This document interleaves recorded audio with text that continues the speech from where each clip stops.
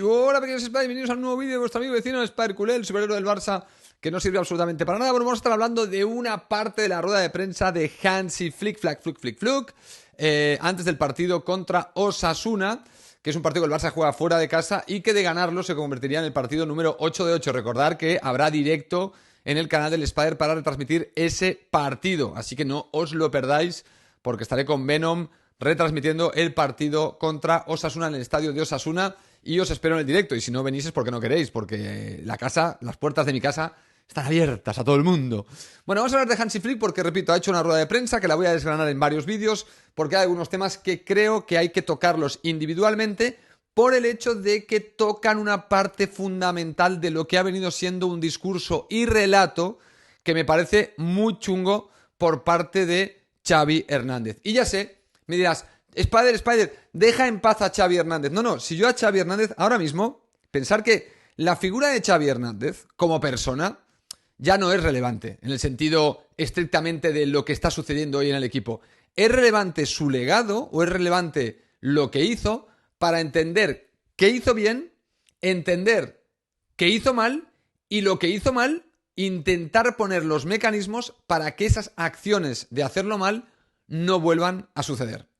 Punto. Es lo único por lo cual vuelvo a traer el nombre de Xavi. No es mi culpa que sea Xavi el que fuera el entrenador que dijera una serie de cosas que yo no le había oído decir a ningún entrenador del Barça y que eran muy dañinas para la entidad. Y esto es algo que muchos de vosotros pues os cabreabais, que yo alertara de estas palabras de Xavi Hernández cuando, colega, era él el que estaba siendo tóxico con el Barça, con la institución. Porque Xavi Hernández decía en sus últimas etapas que ser entrenador del Barça era un drama, que era malo, que no se disfrutaba, que él veía a otros entrenadores, a Arteta, a Imanol, no sé, dijo Guardiola, yo qué sé, dijo 3 o 4 y dijo, claro, que yo les veo disfrutar, yo les veo que están contentos con su trabajo y que en cambio él pues no disfrutaba del Barça, que ser entrenador del Barça era un suplicio, era una tortura. Claro, esto lo dijo varias veces y a mí me parecía incorrecto el estar hablando mal de un banquillo, que es un banquillo muy codiciado, que es un banquillo que muchos entrenadores quisieran ocupar, que paga muy bien, y ya sé, el dinero no lo es todo, pero hombre, entre que te paguen lo que te paga la Real Sociedad o lo que te paga el Barça con la presión que tiene el Barça, si me lo das a mí, si me preguntas a mí, yo prefiero entrenar al Barça. Si yo pongo todo en la balanza, prefiero entrenar al Barça. ¿Que voy a recibir palos? Ya lo sé que voy a recibir palos, coño, también recibo palos como Spider Culé, y no gano ni una parte chiquitita de lo que gana Xavi Hernández. Y recibo un hate que flipas en colores. Entonces, imagínate si no puedo aguantar la presión ganando 6 millones de euros al año limpios. Hombre, te puedo aguantar mucha presión. Ojo, también muchos elogios. Ojo, y también que me abran las puertas de todos lados. Porque yo me muevo por Barcelona siendo el entrenador del Barça y te aseguro que a mí me abren las puertas, me invitan a cenar, no pago en ningún lado, tengo parking gratuito, me lo dan todo. O sea, bueno, lo que decía Víctor Valdés, ¿no? Que cuando dejó de ser jugador del Barça se dio cuenta de lo que era la realidad de los seres humanos mundanos y corrientes que corren por este mundo y la fantasía en la que vive un jugador o un entrenador del Barça gracias a su posición, que en muchos casos se la han ganado. O sea, que ya está, son los mejores, pues están ahí. Pero claro, el hecho de estar en el mundo... A mí esta gente que cuando habla contigo y discute contigo tira para tener razón, te habla de lo malo de un lado y de lo bueno de lo otro, y nunca te habla de lo bueno y malo de un lado y de lo bueno y malo de lo otro, sino que te compara una cosa mala que quiere cargarse contra otra cosa buena que quiere alabar. Pero nunca te dice si esa cosa buena también tiene una parte negativa o si esa parte negativa que quiere criticar tiene una parte buena. Siempre hacen estas comparativas tal. Entonces, claro, llega Xavi y te dice, ser entrenador del Barça es tal porque la presión y tal que hay es muy chunga. Y dices, vale, ahora cuéntame las cosas buenas. Y entonces déjame valorar si realmente tienes motivo para quejarte. Pero pónmelo todo encima de la mesa, no me pongas lo que tú quieres. Pónmelo todo. Que esto, por cierto, es lo que se hace mucho en YouTube. Y es uno de los problemas de no tener pensamiento crítico. Que cuando creo una idea, lo que hago es que busco todos esos datos que me dan la razón y los comparo contra todos aquellos datos que también me la dan del otro lado. Entonces, discuto contigo, entonces yo te traigo los datos que me dan la razón, olvido aquellos que no me la dan, los ignoro, y esto lo hemos visto. Bueno, una de las cosas por las cuales yo dejé de ver a gente como por ejemplo Mr. Chip o incluso el propio Mr. Satan es porque el uso de los datos es un uso retorcido, es un uso falso. Te dicen, es que el dato mata relatos. No, es que los datos no se pueden interpretar. Joder, que no. Según cómo nos presentes, cambian. ¿Cómo que no? Y ahí es donde denotan desconocimiento en el uso de los datos. Los datos son datos y los datos se interpretan. Los datos se interpretan. Y según cómo presentes los datos y según cuán completos o incompletos sean, pueden darte una interpretación o pueden darte otra. Entonces, todo el dato mata relato, cuidado. Y luego, ojo, a veces tienen datos delante que los interpretan al revés. Caso también de Xavi. El average expected goal. El Barça lo tenía el más alto. La discrepancia más bestia. Tenía el mayor average expected goal, número de jugadas con alto average expected goal, pero muy pocos goles. Y equipos como el Madrid o el Atlético tenían un average expected goal que estaba por debajo de su media de goles. Es decir, por poner un ejemplo, si el average expected goal del Barça era 5 goles, se esperaban 5 goles, el Barça había metido 1. En cambio, el Madrid creo que tenía un average expected goals de 3 y había metido 4. Y dices, coño, o sea, el Madrid te mete incluso goles que prácticamente no tienen ni probabilidad de que sean goles y te lo acaban metiendo.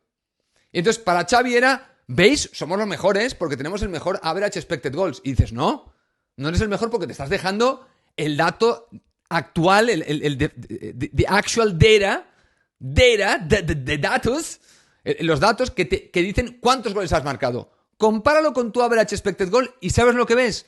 Que tienes un problema, que tus jugadores no meten goles, que los tienen y no los meten. En cambio, tus rivales tienen menos, pero los meten más. Ese es el problema que tenías. Pero todos somos mejores. No, eres peor.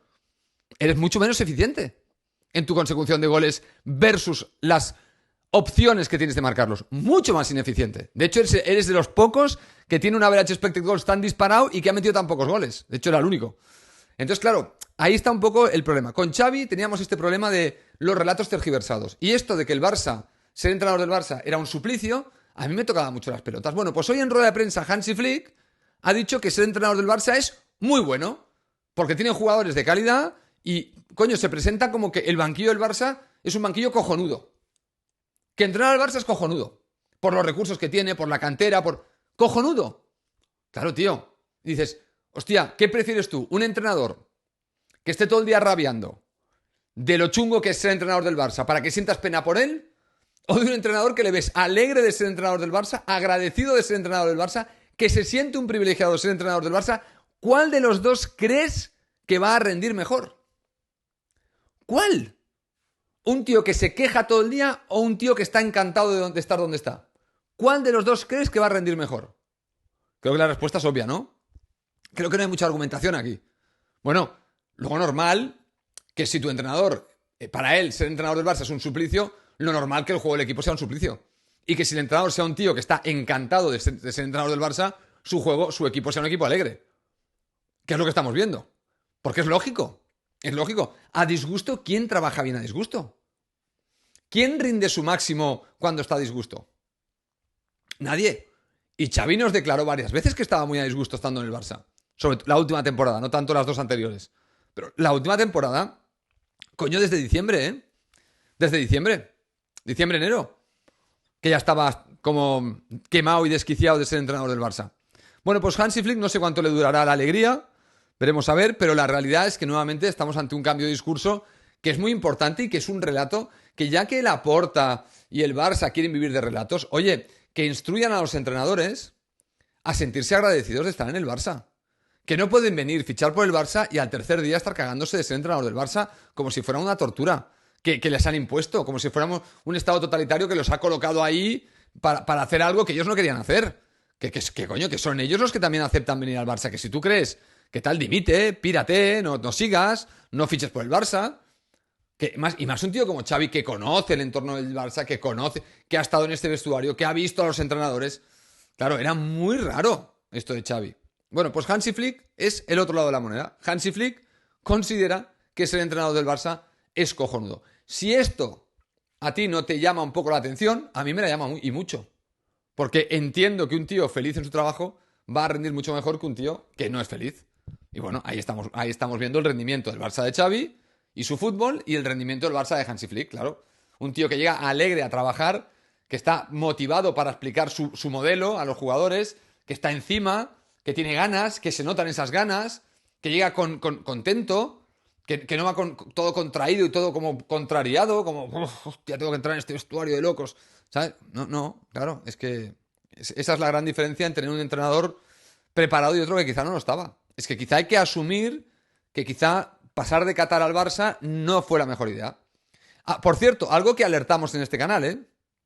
Yo alerté que a Xavi lo podíamos quemar, trayéndolo de Qatar al Barça, que lo podíamos quemar. Ojo, que no me quita que yo también lo quería, Xavi, ¿eh? Que cuando un momento que cuando ya se tuerce todo, yo pensé que Xavi sería el nuevo Guardiola. Pero también dije, cuidado, que hay un riesgo de quemar a esta persona. Porque el Barça está muy urgido y muy necesitado. Si no le sale bien, a este tío nos lo vamos a cargar. Lo vamos a quemar. Y efectivamente, lo quemamos. Bueno, de hecho, el que más lo quemó fue el propio Laporta. Laporta fue el principal. Solo le faltó tirarle gasolina encima, directamente. Bueno, señores, nos vemos en el próximo vídeo. Decidme qué pensáis de estas palabras de Hansi Flick y hasta la próxima.